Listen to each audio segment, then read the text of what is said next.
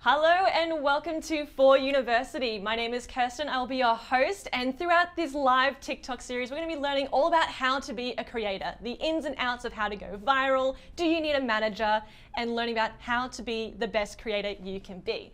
And for our first live stream we have Millie joining us today. Hi Millie. Hi Kirsten, thank you for having me, I'm so excited. Thanks for being here.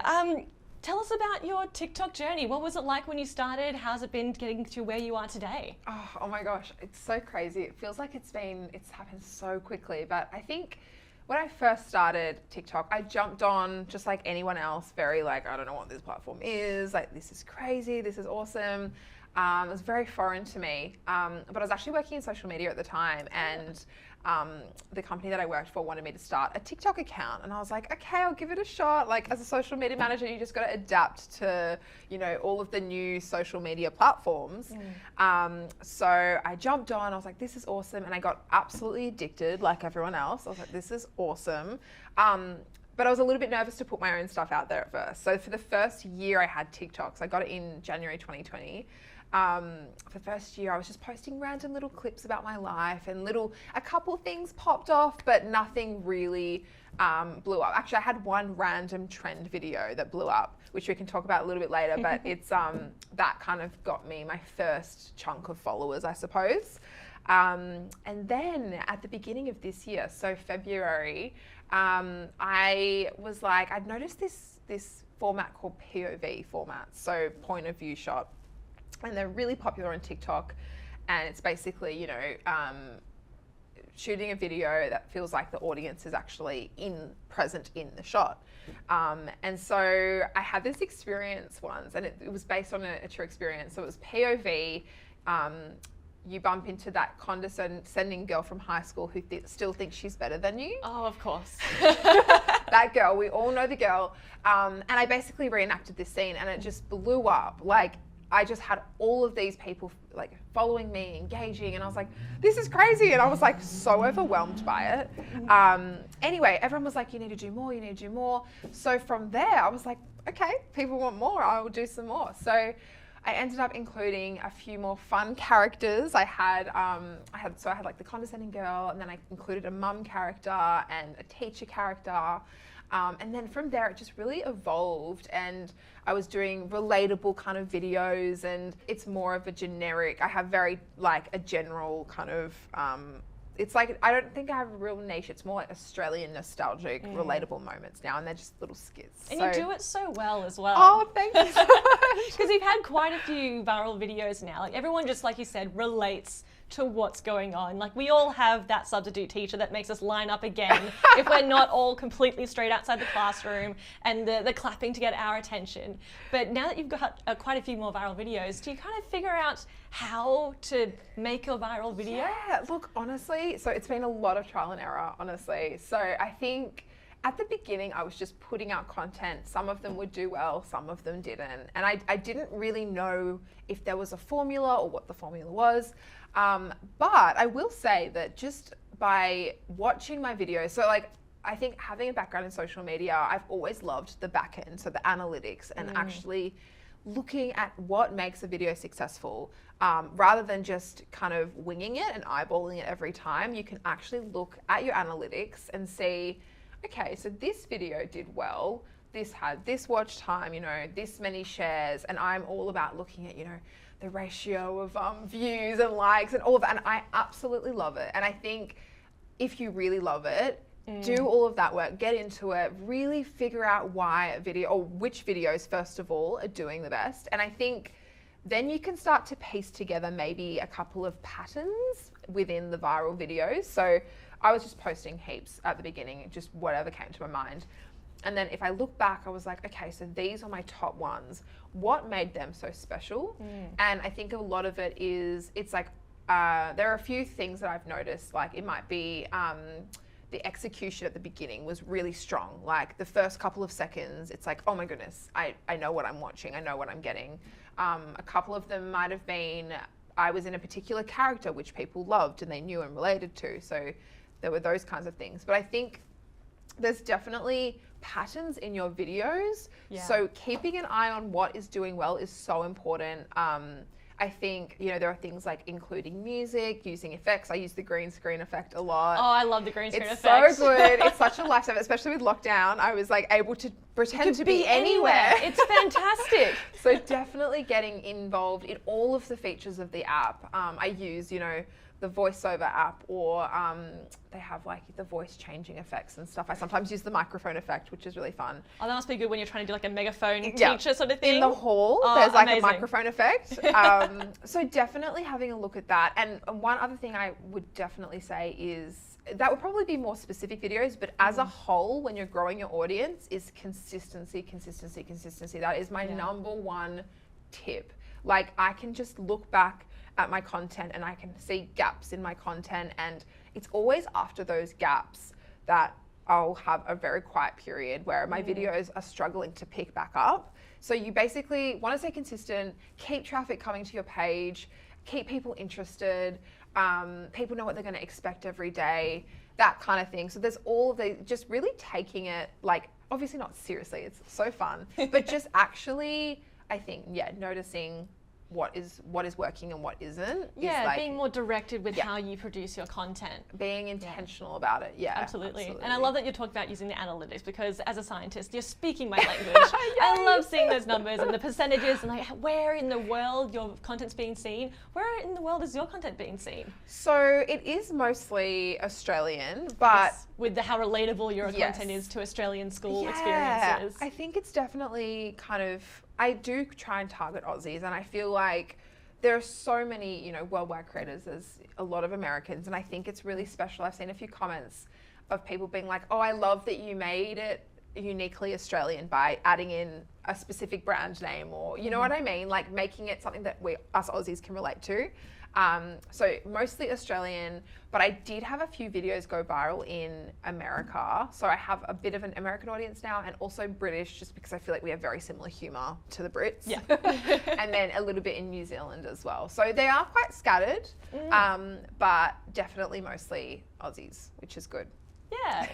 And with your content, you talked about being intentional. Yeah. How often is the sweet spot for you to post? Like, do you post once every day or a couple of times a week? Like, what's the sweet spot for you? I think it really depends for everybody. For me, it's, I try and post as much as I can, which is very vague, but at the moment, it's probably once a day, and sometimes I'll throw in an extra cheeky video. A bonus for your followers. Bonus video, but it really depends. I think there are some weeks where I have ideas and I just want to smash out content.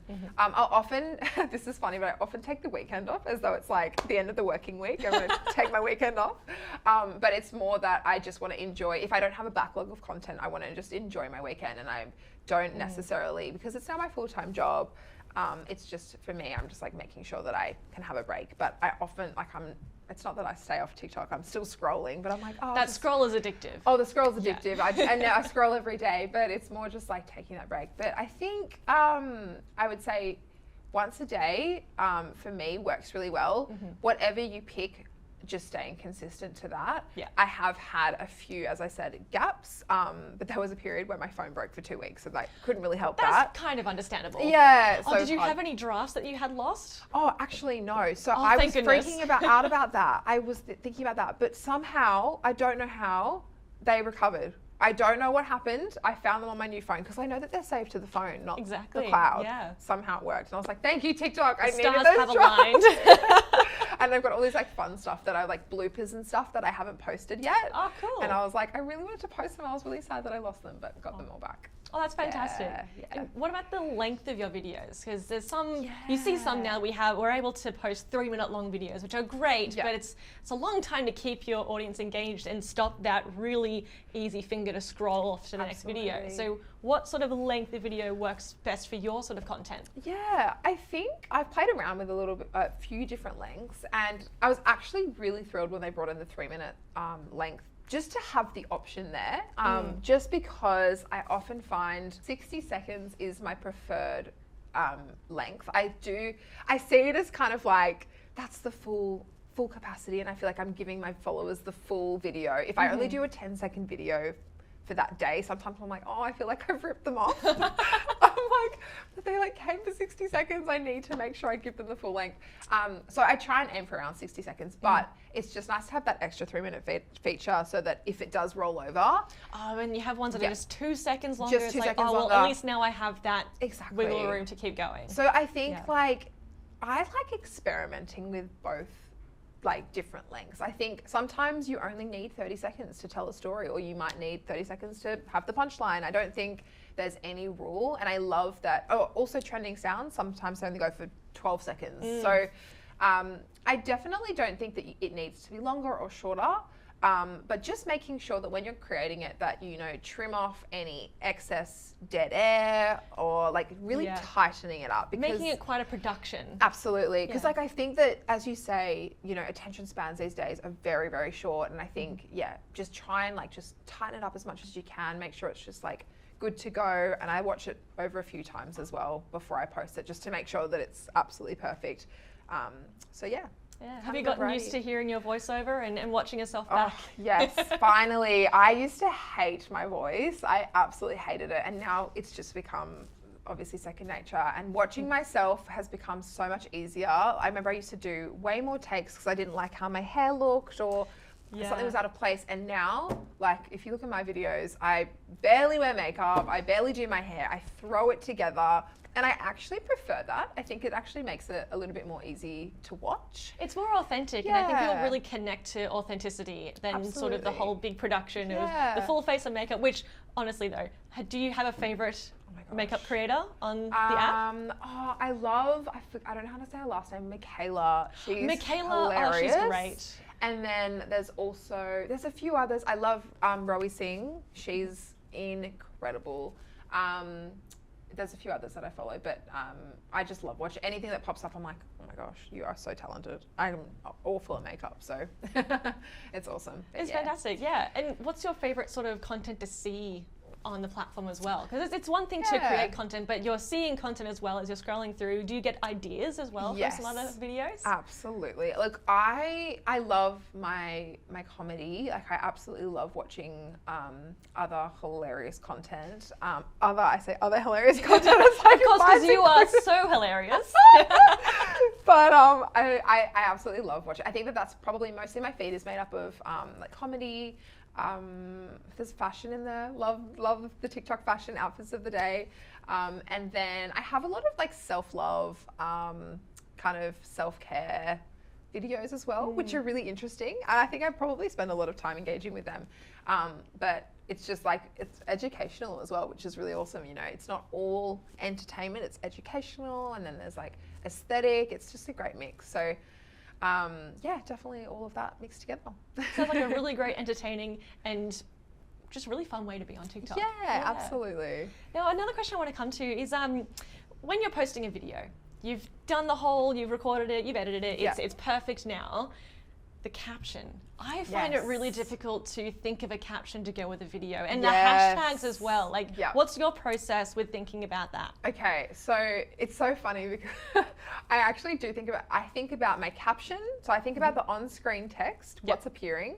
The caption is usually something that complements the on-screen text. But then I also like to do a first comment. So but then what I do is if I have two caption-like sentences that I want to use, I'll pick the best one for my comment because people will like the comment, if that makes sense. So the caption is usually something that complements the on-screen text. So on-screen text for me would be POV, that condescending girl from high school who still thinks she's better than you. And then my caption was, I think my caption was, what's her name?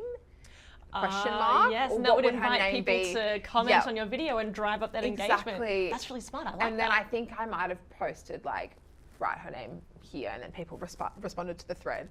That would be an example. And then another example would be including, if it was a teacher one, often I'll put something in quotes in the caption, and it would just be like a funny quote that I either didn't include in the video, didn't have time to include, or something that I've already said in the video, and that was a standout for me. If it was a standout moment in the video, I'll pop in the caption just so that people will glimpse at the caption and they'll be like, oh, okay, that's where that video is going. And then for the rest of the caption, I'll put So this is how I do my hashtags. I actually have a bit of a strategy behind it. So excellent. Please share. So I only do about 4 to 5 hashtags. And what I'll do is I'll do 2 to 3 specific ones. So if it's about a teacher doing a quiz or a test, I'll do hashtag quiz, hashtag tag exam, hashtag teacher. Yeah. Maybe hashtag school. And then I'll do a few broader ones. So I'll do hashtag Australia, hashtag comedy, or hashtag POV. And I find for some reason that really works. I don't know what it is, but I find that having the hashtags there probably pushes it out to people who are watching more of that content with those hashtags in it. Yeah. So firstly, you're targeting them, but then the Australia one helps to kind of reach those other people like who might enjoy the content but haven't necessarily seen anything similar. So it's like, I guess I want to keep it in Australia too. So I'm targeting Australians. So that would be my little sort of strategy, I suppose. Be I like don't go directed. Overboard. Yeah, but also broad. Broad enough, but kind of niche, but also don't go overboard with hashtags in my opinion. I like to think it confuses the algorithm. You want to actually target the people that the video was made for. Absolutely, because there's all these sorts of how-to guides on how to do well on these platforms, especially TikTok, and it's like, oh, put in 30 or put in 5. It's like, what's the middle ground, please? Help us. I definitely think 30 is too much. It's just like a bit overboard. And also because there is a limit on TikTok captions, you don't want to waste too many like characters on all these irrelevant hashtags. Like, make it tight, as I said, make it clean. Yeah. So yeah, that would be my kind of strategy. Oh, awesome. Speaking of characters, coming back to your content, do you have a favorite character that you like to embody yourself into? Okay, I think, you know what? The teacher character, who I actually introduced quite late into my content. Like, if you look at how long I was creating content for and then when she got introduced, it's a lot later than you realize. But I introduced her in this one video and I really just like kind of, I don't even know, exaggerated her mannerisms and her like nuances and all of that. And I love playing her and I feel like it's almost borderline method acting whenever I get into her costume. So the way that the teacher kind of happened was I dressed up as a teacher. I just threw on a cardigan, didn't think anything of it. It kind of grew into this character. And then one time I wore this particular outfit for a video, and then that was the video that blew up. And then from then on, that outfit was worn for every single TikTok that I was about the teacher. So it's kind of funny. I feel like she just grew into this actual physical being and people know her now. She has a name. Her name is Mrs. Brown. And whenever I wear the outfit, you are Mrs. Brown Mrs. now. Brown. Like, I walk around my apartment. If I'm just walking to the kitchen to quickly grab a glass of water before my video, I actually walk there as though I'm the teacher. And I'm like, why am I? She's like possessing my body. Like, I feel like I'm her right now. So she's probably my favorite because I have a lot of fun with her. But I also love doing the mum character just because I feel like there's just so much you can do with it. And she's another character that I feel like I just like to embody completely when I'm dressed up as her. Absolutely. And do you find that your community reflects the stories and the teachers and the characters that you enjoy to do? So the teacher, do you think that one does a lot better than, say, your other characters? Yeah, definitely. I think I've actually seen comments of people being like, my favorites are the teacher ones. Like, they're the only ones I watch. I'm like, oh, okay, no worries. I guess more teacher content then. There you go. And I actually, at one point, I was like, am I doing too much of her? Because I did a few back to back because I was loving it. And people are like, no, do more. We want more. I was like, okay. So they definitely enjoy her because I think it's quite a relatable one. Everyone's had a teacher very similar to this kind of person. And then even though the mum one is slightly more specific, not everyone has had a mum like her. Yeah. I think, mums still do mumsy things and, they might look different or they might sound different. But at the end of the day, a lot of people are like, that is my mum to a T. So I think that that's really fun as well. And people can relate in a sense. They're probably the most relatable out of all of my characters. Yeah. And do you find that with the comments that come through on these ones that they drive your ideas for the next teacher video? Absolutely. That's something I would definitely recommend is like, if you are, dry on ideas, look through your comments because people do, like, even if it's not a direct idea, there might be a quote or there might be a comment that like sparks an idea and you're like, oh, hang on, I can make a video out of that. Yeah. And there have been a few times where I'll directly ask them and say, hey, what do you guys want to see next? And I think engaging with your audience and, you know, keeping that up and really creating a community within your followers is so important. So they feel like there's actually like a connection with the creator. That's personally what I like. And I think, I asked them and a lot of people replied and they were like, oh, can you do this one? And people love it when you choose their idea. And I use the function where I reply as a video to the comment. And they're like, oh, that. You commented, you replied. And I was like, yes, of course, it's a great idea. Yeah, and did you, especially when you're going from 10K to 100K, when you're in the millions now, which is really exciting and really, really cool. But how often would you like engage with comments, especially at the start when the comments are probably a bit more manageable of the amount and volume that there actually is? I was pretty much everybody who commented for the first like 15 minutes, I try and engage with. And I do there are some people who just will be like first or like reply. And I'm like, I don't usually engage with those as much unless it's a really sweet comment. I just comment with them. But if someone's written a really lovely thought out comment, I'm like, oh, that's really nice. And I'm just sitting there on my phone thinking, thank you so much. Like that's so lovely to say. So I definitely try and engage with everybody.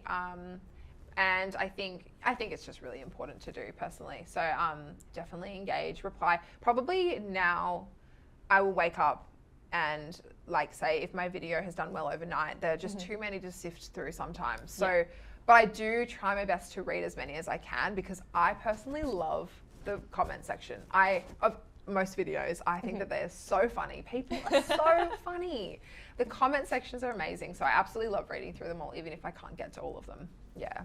That's so good. Yeah, and do you feel like you've really built a good community you can kind of lean on them sometimes as much as they lean on you for your entertaining content? Yeah, definitely. Like I've also built, I've got a few kind of creator friends, I suppose you could call them, and there are a few of us in a similar kind of niche, and it's really nice to see a lot of fantastic like content coming out of Australia. I absolutely love it, and absolutely I get entertained by everyone. Like it's just it's a really nice kind of fun niche to be a part of, this POV character style comedy.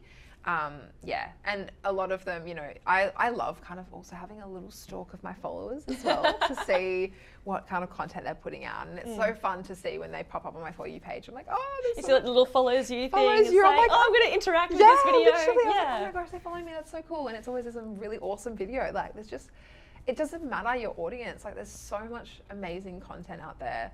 So it's awesome. Yeah. And do you go live as well sometimes? Yeah, I actually used to go live a lot more. I think now I haven't really done it. I haven't done it recently, but I love going live. It is so much fun. What I've kind of decided with my live, not decided, but there's only so many. Sometimes I'll go on and I'll do like a Q&A, which is really good. And I think when doing a live, it's really important to think about like what's the purpose of the live? Like, are you just jumping on to say, hey, for 5 minutes? Or are you intentionally doing a Q&A using a Q&A feature? Or are you, do you have a craft and can you show your craft on screen? Like, are you doing makeup or are you doing art or whatever it is? Yeah.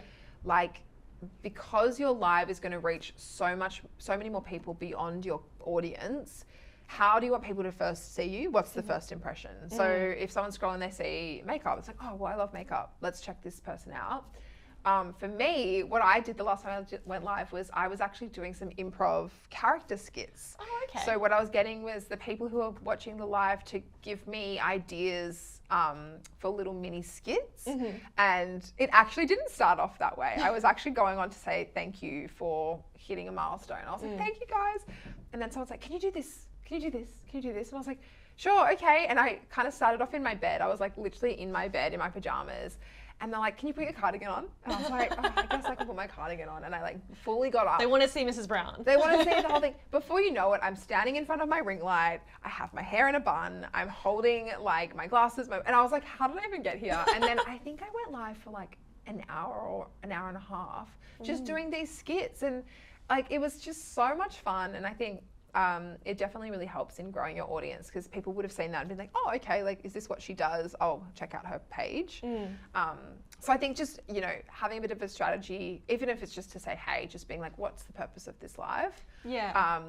And yeah, sometimes it's just to answer questions, which is really fun too. But yeah, if you can show what you're doing and what your content's about, I think that's a really good strategy. That's fantastic. Yeah. And what's the best part about going live? I feel like from you, it's really being able to actively engage one-on-one, not even one-on-one, but like instead of just seeing a comment on a video and being able to reply X amount of minutes or hours later, but in real time, actually interacting with your audience. Yes, absolutely. I think that is probably it. When I ask, you know, where are you in the world right now? And people are like, I'm in Ireland, or and you have people up in the middle of the night on the other side of the world. It's 2 a.m. here and I'm like, oh my gosh. But that's awesome because they're literally there on the live with me at that time. And just, I honestly think I can't explain how fun it is to talk to followers and meet followers and reply to them and just connect. Like it's actually so much fun. So I think just the whole experience of it, being a live interaction is really fun. And then again, when they give a suggestion and I get to bring it to life, like that is so fun as well for me because I'm like, yay, like we kind of all worked together to get there. So yeah, definitely just interacting live with them. So yeah. Do you have a memory from a live that you've been on that you'll never forget? Ooh, not really. Like no quirky questions? Nothing really stands out to me as like anything that was like, because like I feel like with lives, they're very fast paced as well. They are. So like, you have to keep moving. Yeah, and I'm like, oh my gosh, there's so many questions and you're trying to like keep up. I think one funny thing about my lives is that I always get the question, are you a teacher? Everyone asks literally, and then I'll answer the question at the beginning of the live and then 10 minutes later, someone will join and they're like, so are you a teacher? Like, I don't know how to collectively tell everybody I'm not a teacher unless I put it in my bio or something. Maybe just like in the live and behind you, no, I am not a teacher. So that's a funny part of it. And like, I don't get sick of answering it, but I'm just like, this is so funny that like, this is the question that people are asking. But yeah, no, just definitely reenacted. There was one time when I went so far to get into character that I was like, stay there everybody, I'll be right back. And I left the room and it was just live and it was like my blank wall. Yeah. And I was like, I'll be right back. And I sprinted to the kitchen because I wanted to get a prop. I was like, I'm gonna get a mug.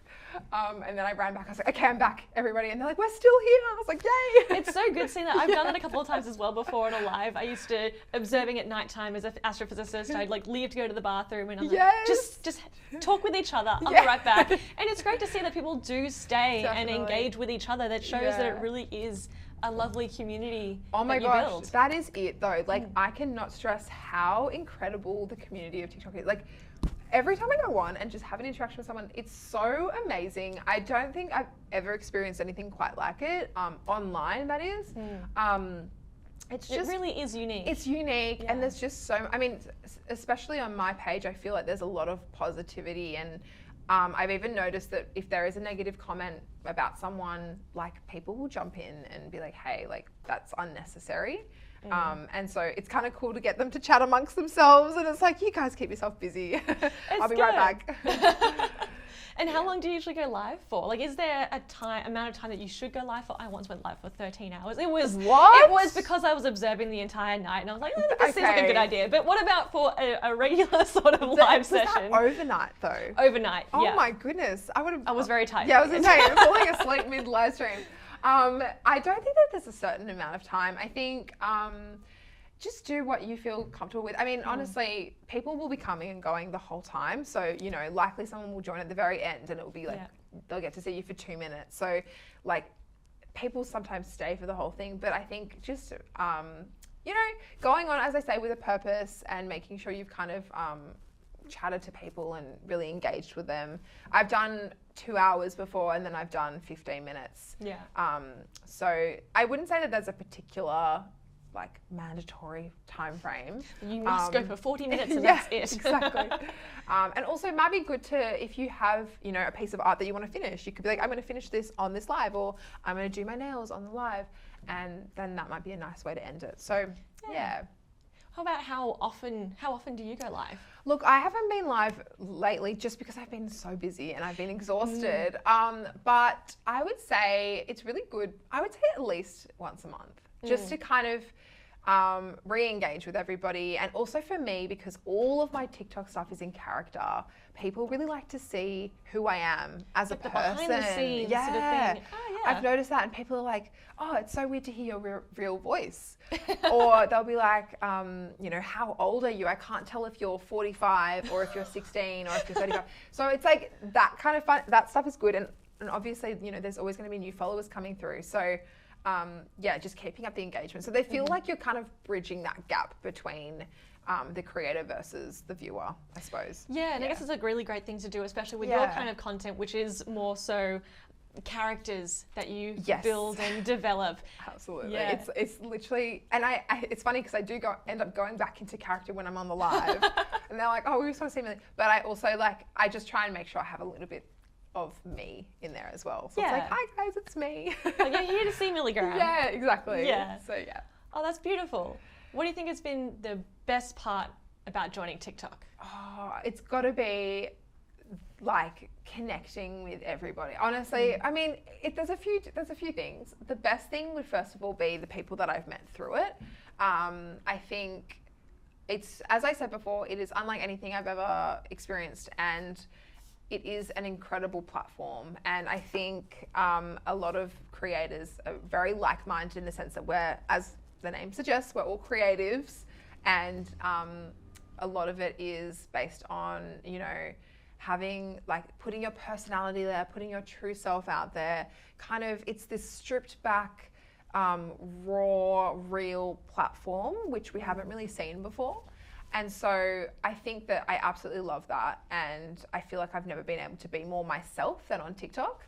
And so connecting with other creators who feel the same way about that has been really awesome. I mean, it's opened up a whole lot of opportunities as well for me, which has been awesome. I mean, I'm here today. This is so much fun.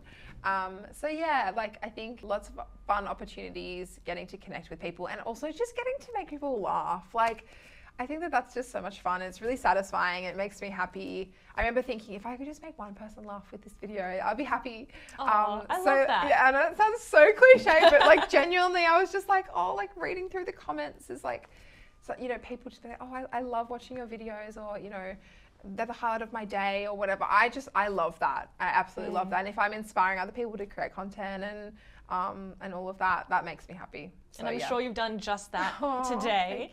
And you've brought a lot of really great advice for creators and how they want to start. So what do you think would be, just kind of to finish this off, what's the main part of advice, so the big thing for people starting out to really start curating and creating their content for TikTok? Absolutely. Okay, so I would say, first of all, I mean, there doesn't need to be any like full-blown like plan of a strategy, but I would say just like kind of go in and be like, okay, what kind of content do I want to make? You know, pick a niche or pick your area, and like, as I said before, being consistent, and don't get disheartened if your first 10 don't do well, because that is so, it's like, when I say do well, like, I think a lot of people think that you're just gonna immediately, you have to get millions of views on every single video. First one, and it's like, it does take, you know, hard work and consistency, but you will be rewarded for great content. So I think making sure that you're, you know, as I said, having a purpose, putting out something that you really love, and that's probably my biggest piece of advice is make content that you would want to see on your feed. Make content that you think, well, if you enjoy it, someone else is going to. Yeah. Don't try and necessarily put out what you think you should be making. Put out something that makes you happy, that you relate to, that represents you as a person, and then you will find your crowd. The people will find you, and they'll be like, I really vibe with this person. So, yeah. I guess it's like just being bold and staying true to yourself. Just do it. Honestly, just do it. Absolutely. You just have to start. People just keep putting it up like, oh, I really needed to do it. I'm like, just start. The first step is starting.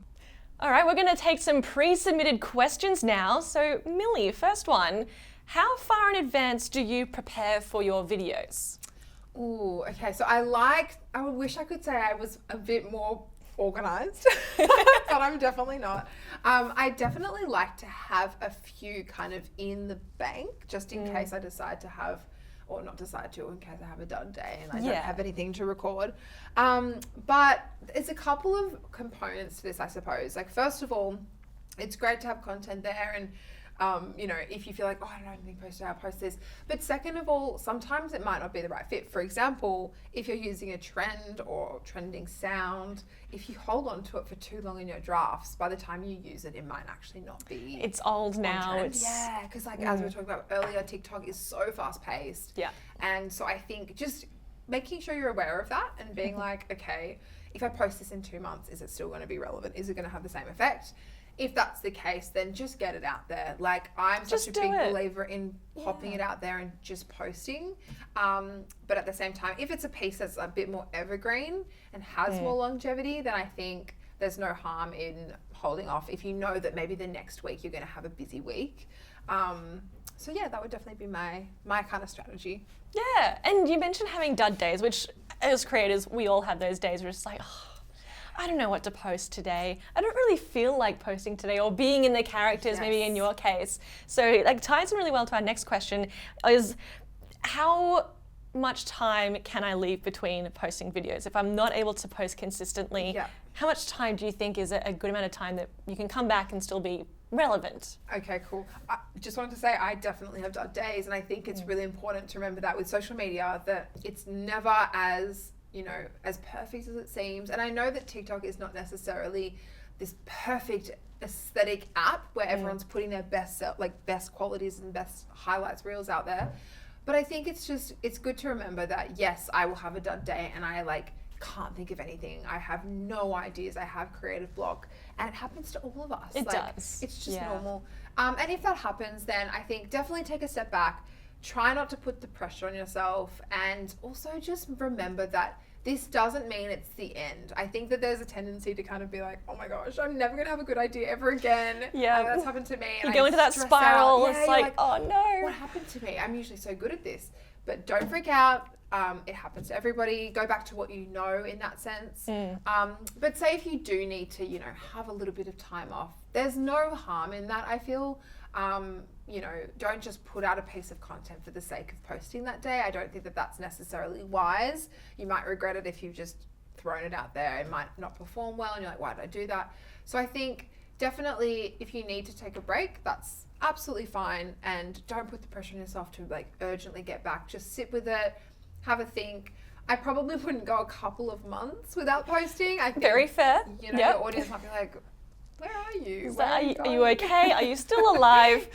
Just check in. A slower kind of growth period. So I think, you know, if you're, you know, trying to build your audience and trying to connect with them, then maybe don't ghost them for 2 months. And no one loves being ghosts. No, absolutely. No. Or ghosted, rather. No one likes being ghosts either, but you know, whatever you want. So I think, definitely, you know, take a little bit of time off if you need to. There's definitely no harm, but you know, it also gives you a bit of time to strategize and think of some more content ideas, so that when you can come back, you just be refreshed. Maybe have another great idea. You take on all your content. It's great. Awesome. Well, thank you so much again, Millie. Thanks for being here. You've taught us so much about coming onto TikTok, making content, and having fun, because you seem like you have a lot of fun when you make your videos. I have so much fun. Thank you so much for having me. Awesome. Thanks, Millie. All right, before we cut class, it's time to set you some homework, because it wouldn't be class without homework. So take what you've learned today and go and make a TikTok. And make sure you try and use one of these 3 different features. Try and use a trending sound, or maybe one of the features in the app itself, like the green screen that Millie taught us about today. And use hashtags. Take what Millie taught us about using directed hashtags, and a few general hashtags as well. And make your first TikTok and see how it goes. Once you're done, post it to TikTok with a hashtag for Youniversity, and some will get featured in our newsletter next week. And our favorites will be getting exclusive TikTok merch sent to them. Thanks for tuning in today. I hope you got something out of it. If you want to find some of my content, you can find me at AstroKirsten. Make sure you follow Millie at milligram96 as well, and we'll see you next time.